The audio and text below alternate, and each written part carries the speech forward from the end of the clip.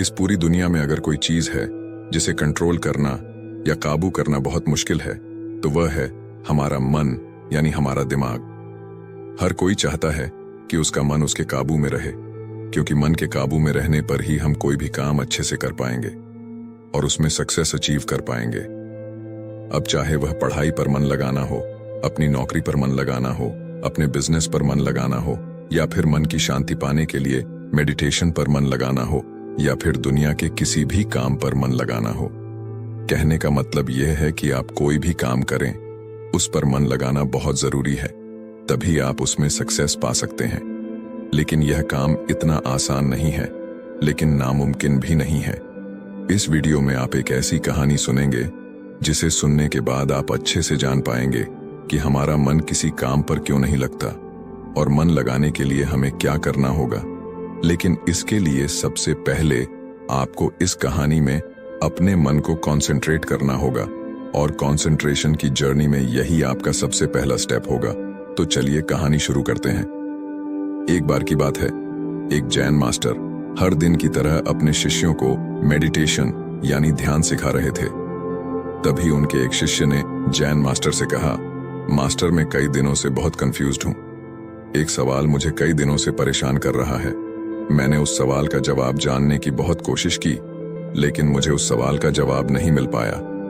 क्या आप मुझे उस सवाल का जवाब देंगे? मास्टर ने कहा, हाँ पूछो, क्या पूछना चाहते हो? तब शिष्य ने कहा, मास्टर जब भी मैं पानी पीता हूं तो मेरी प्यास बुझ जाती है, या जब भी कोई व्यक्ति पानी पीता है तो उसकी प्यास बुझ जाती है। पानी सभी के लिए एक जैसा काम करता है कि जब भी कोई पानी पीता है तो उसकी प्यास बुझ जाती है। लेकिन मेडिटेशन के मामले में ऐसा क्यों नहीं होता? जबकि हम सभी आपके बताए नियमों के अनुसार मेडिटेशन करते हैं, लेकिन हम में से कुछ लोग बहुत जल्दी ध्यान की अवस्था यानी मेडिटेशन की स्टेज में पहुंच जाते हैं, और कुछ लोग थोड़े समय के बाद मेडिटेशन की स्टेज में पहुंचते हैं। लेकिन कुछ ऐसे भी होते हैं जो कभी मेडिटेशन की स्टेज में नहीं पहुंच पाते। बस यही सवाल मुझे बार बार परेशान कर रहा है कि जब सभी लोगों को एक साथ पानी पीने को दिया जाए और एक ही पानी पीने को दिया जाए तो उस पानी को पीने से सबकी प्यास बुझ जाती है। ऐसा कोई नहीं होगा जिसकी प्यास ना बुझे। तो मेडिटेशन में ऐसा क्यों नहीं होता? मेडिटेशन सबके लिए एक जैसा काम क्यों नहीं करता? शिष्य की बात सुनकर जीन मास्टर ने कहा कि दरअसल तुम्हारा सवाल यह है कि जब तुम मेडिटेशन करने बैठते हो तो तुम्हारा माइंड उस पर कंसंट्रेट क्यों नहीं होता। और ऐसा क्यों होता है कि कुछ लोगों का मन बहुत जल्दी ध्यान पर एकाग्र हो जाता है और कुछ का थोड़ी देर बाद और कुछ का तो ध्यान ही नहीं लगता। शिष्य कहता है, हाँ मास्टर। जीन मास्टर ने कहा कि किसी भी काम में मन का न लगना सिर्फ तुम्हारी समस्या नहीं है, यह सबकी समस्या है। लेकिन चिंता मत करो, तुम्हें तुम्हारे सवाल का जवाब कल मिल जाएगा। कल गांव के एक व्यक्ति ने मुझे अपने घर भोजन पर बुलाया है, इसलिए कल जब मैं उसके घर जाने के लिए निकलूंगा तो तुम भी मेरे साथ चलना। शिष्य ने कहा, ठीक है मास्टर, कल मैं आपके साथ जरूर चलूंगा। अगले दिन जब मास्टर जाने लगे तो शिष्य भी मास्टर के साथ चलने लगा। कुछ देर बाद वे दोनों गांव में रहने वाले एक सेठ के घर पहुंचे।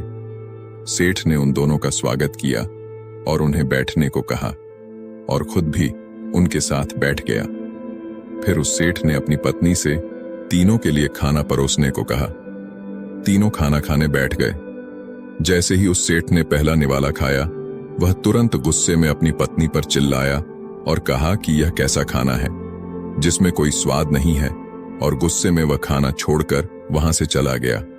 यह सब देखकर उसकी पत्नी बहुत शर्मिंदा हुई और जैन मास्टर और उनके शिष्य से बोली कि कृपया मुझे माफ कर दें, आप थोड़ी देर प्रतीक्षा करें, मैं आपके लिए स्वादिष्ट भोजन बनाकर लाती हूं। जैन मास्टर ने सेठ की पत्नी से कहा, नहीं नहीं, इसकी कोई जरूरत नहीं है, तुम चिंता मत करो, यह खाना बहुत स्वादिष्ट है।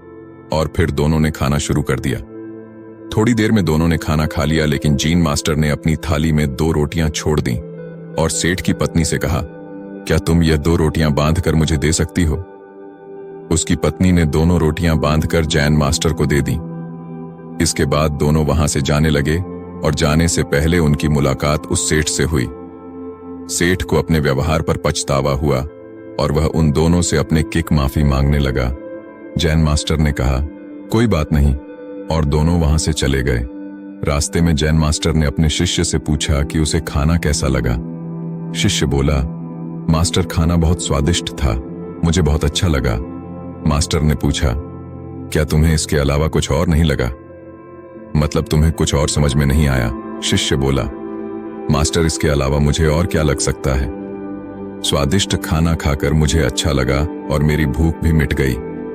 मास्टर ने कहा, खाना वाकई बहुत स्वादिष्ट था, लेकिन जो खाना हमें परोसा गया था वही उस सेठ को भी परोसा गया था। फिर उस सेठ को खाना क्यों पसंद नहीं आया? यह सुनकर शिष्य सोच में पड़ गया और मास्टर से बोला, आप बिल्कुल सही कह रहे हैं मास्टर, मैंने इस बारे में तो सोचा ही नहीं, आप ही मुझे कुछ बताइए। मास्टर ने कहा कि तुम मेरे साथ चलते रहो। चलते चलते वे दोनों बहुत दूर निकल गए। शिष्य ने मास्टर से कहा कि हम अपने मठ के रास्ते पर नहीं हैं, हम कहाँ जा रहे हैं? मास्टर ने कहा कि तुम बस चलते रहो। फिर थोड़ा आगे चलने पर एक बहुत ही गरीब आदमी मास्टर के सामने आया और वह मास्टर के पैरों में गिर गया और कहा, मेरी मदद कीजिए, मैं पिछले 4 दिनों से भूखा हूं, मुझे कुछ खाने को दे दीजिए। मास्टर ने उस गरीब आदमी को एक पेड़ के नीचे बैठाया और जो 2 रोटियां उन्होंने बांधी थीं, उन्हें उस गरीब आदमी को दे दिया। रोटी देखते ही गरीब आदमी ने जल्दी से उन रोटियों को ले लिया और खाने लगा। खाते समय उसकी आंखों से आंसू निकल रहे थे। वह रोते हुए खा रहा था और वह अपने हाथों से ऐसे इशारे कर रहा था जैसे वह किसी अदृश्य शक्ति से कह रहा हो, इस रोटी के लिए तेरा बहुत बहुत धन्यवाद। रोटी खाने के बाद उस गरीब आदमी ने मास्टर को धन्यवाद दिया। मास्टर ने गरीब आदमी से पूछा कि रोटी का स्वाद कैसा था। गरीब आदमी ने कहा कि इसमें स्वाद नहीं, इसमें तो जीवन था। यह रोटियां नहीं थीं, बल्कि इसमें स्वयं ईश्वर थे, स्वयं जीवन था। यह कहकर गरीब आदमी वहां से चला गया। मास्टर ने शिष्य से कहा, देखा, भोजन तो वही था, लेकिन उस सेठ को इसमें कोई स्वाद नहीं लगा। मुझे यह स्वादिष्ट लगा और तुम्हें भी भोजन अच्छा लगा, और इस गरीब आदमी को भोजन में स्वाद नहीं, बल्कि उसे इस भोजन में ईश्वर और भगवान दिखाई दिए।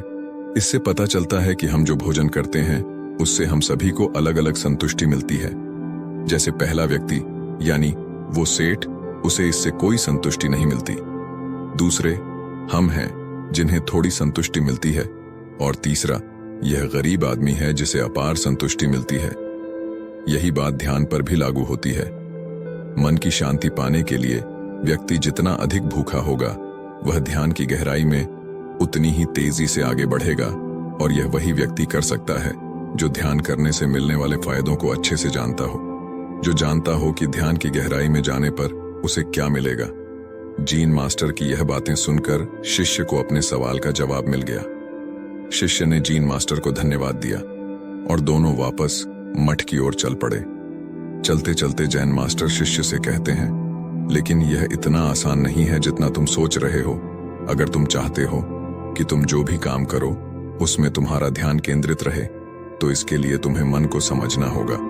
अगर तुम मन को समझे बिना कोई काम करोगे तो संभव है कि तुम ज्यादातर कामों पर ध्यान केंद्रित नहीं कर पाओगे और परेशान होते रहोगे। मास्टर की बात सुनकर शिष्य की मन को समझने की जिज्ञासा और भी बढ़ गई और वह मास्टर से कहता है, मास्टर, कृपया मुझे मन के बारे में विस्तार से बताइए। फिर मास्टर मन के बारे में विस्तार से समझाना शुरू करते हैं।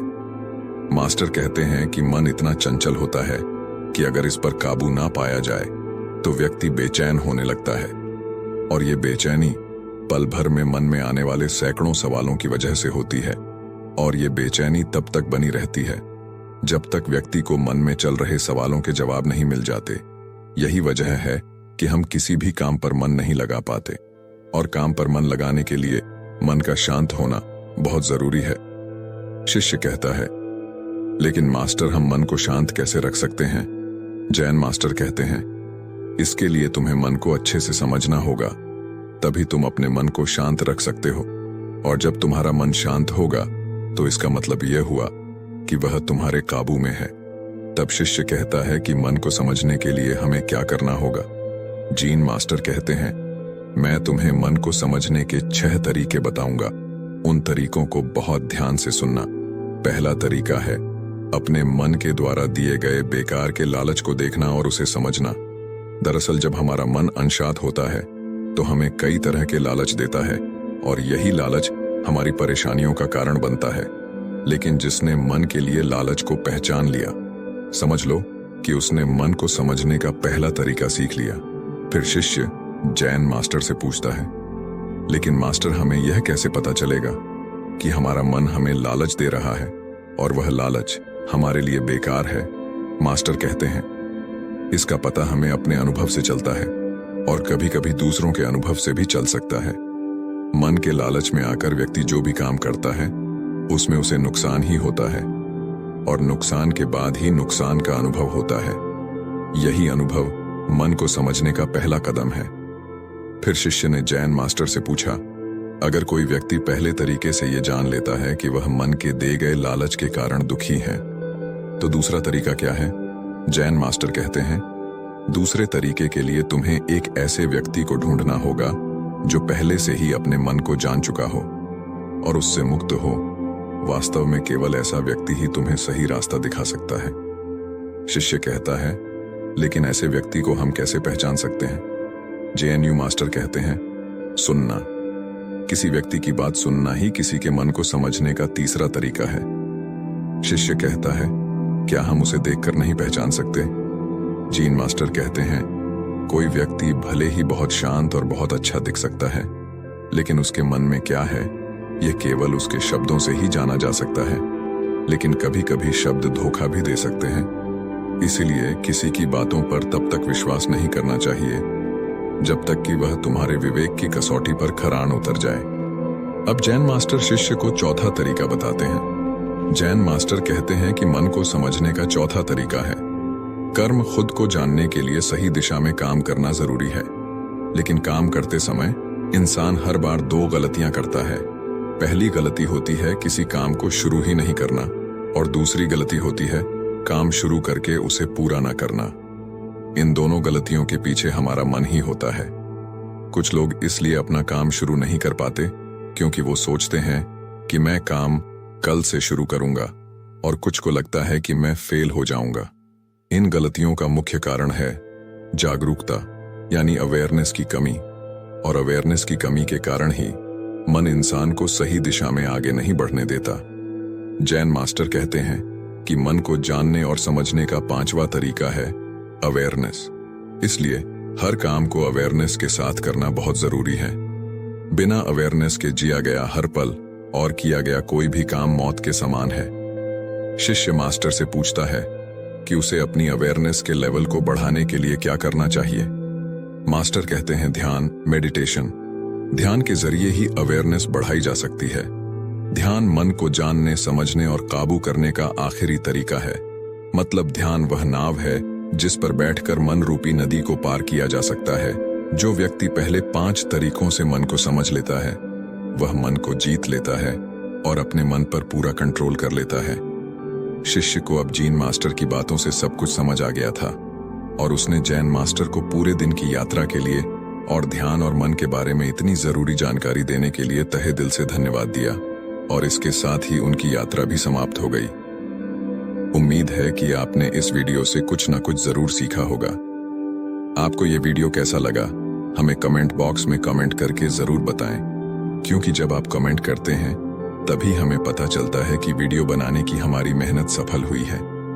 इस वीडियो को ऐसे दोस्तों के साथ शेयर करें ताकि वे भी इससे कुछ सीख सकें। ऐसी ही जानकारी पूर्ण वीडियो देखने के लिए और बेल आइकन को दबाएं ताकि आपको अगले वीडियो की नोटिफिकेशन मिल सके। इस वीडियो में बस इतना ही। मिलते हैं अगले वीडियो में, तब तक अपना ख्याल रखें। धन्यवाद।